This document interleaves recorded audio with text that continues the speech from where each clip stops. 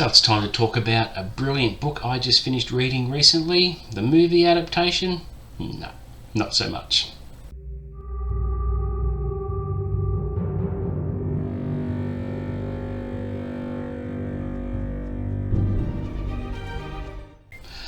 What's up guys, welcome back to the channel. Today I will be reviewing No One Gets Out Alive by Adam Nevill.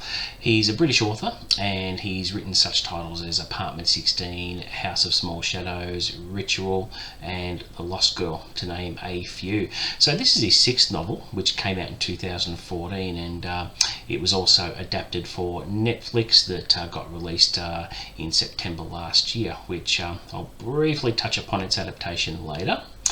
And yeah, look, I found the book really great, and it was my first taste of Adam Nevill's work and enjoyed it so much it won't take me long to go through his backlist. I plan on reading a lot more of him this year, which will be awesome.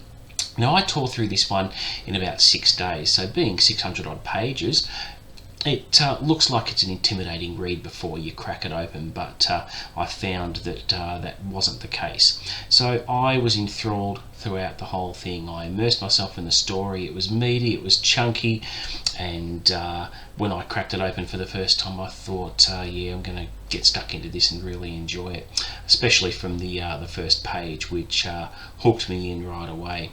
So what is the book about? So we have the main character, Stephanie, a young woman who really hasn't had the best start in life. Her mother had passed away, her father remarried, and the stepmom developed a mental disorder which made home life hell for Stephanie, and she found herself just couldn't take it, had to move out. So what she does is scrapes together a meagre living, going from job to job through an employment agency. It's mainly just cash in hand, and her latest job is handing out food samples at a local shopping centre, which doesn't really pay much.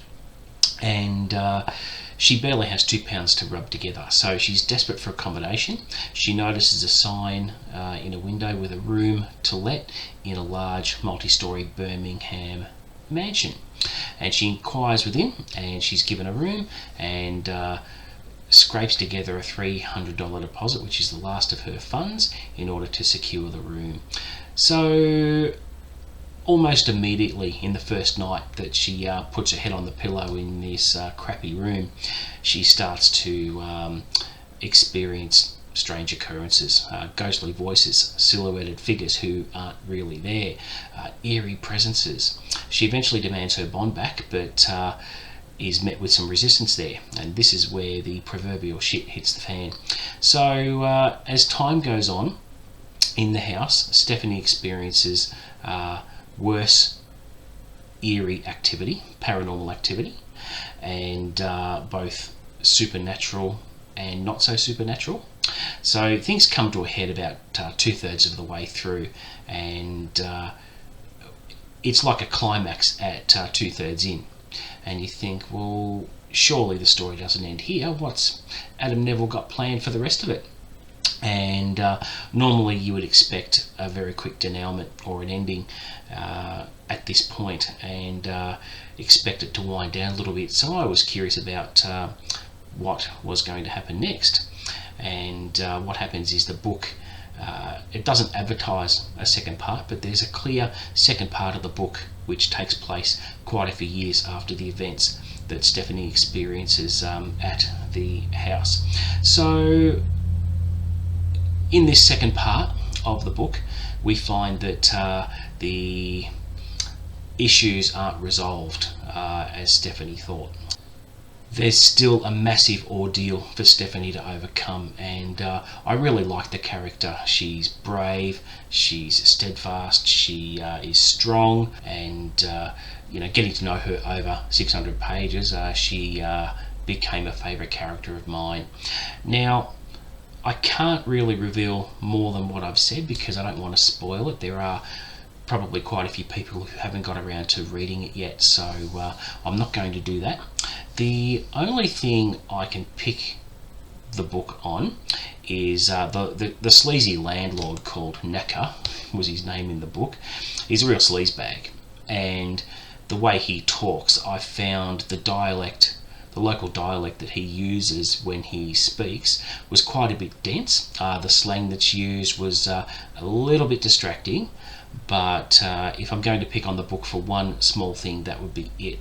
So once I got used to it, it read a little bit more smoothly, but initially it was I found it quite distracting, but that didn't detract from how awesome the whole overall story was. I think what Adam Nevill did with the book in terms of the supernatural elements, he made those elements he was thorough with them and highly detailed, and not to the point where it got tedious, because I was interested in what was behind all these supernatural occurrences in the house.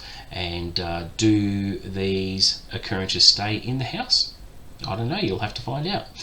But it's got everything in it, guys. It's bloody, it's disturbing, it's harrowing, it's dark, it's frightening, unsettling, and it has a really detailed, fascinating element of pagan supernatural folklore, which I found really interesting.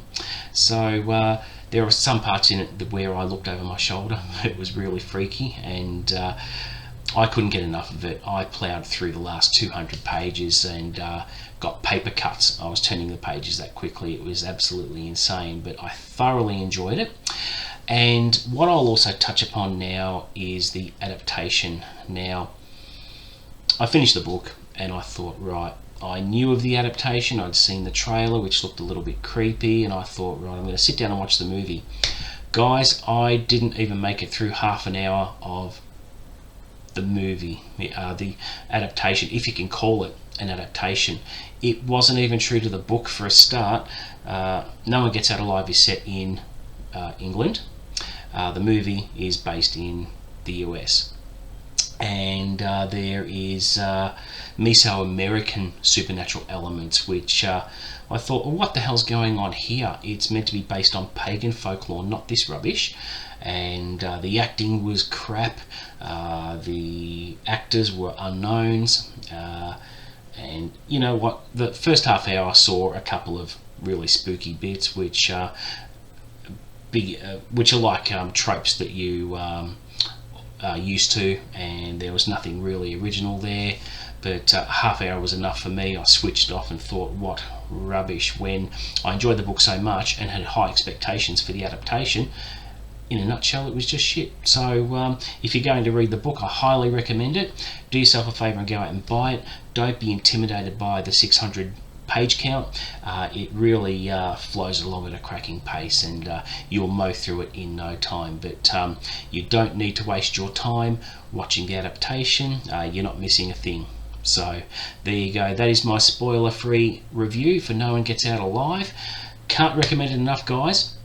And if anyone out there reads it, share your thoughts with me when you finish it. Tell me what you thought. What were your favourite bits? What did you think overall? And have you read any of Adam Nevill's other work? Let me know in the comments below, and I will respond to those. And yeah, that is it from me. So until next time, see you later.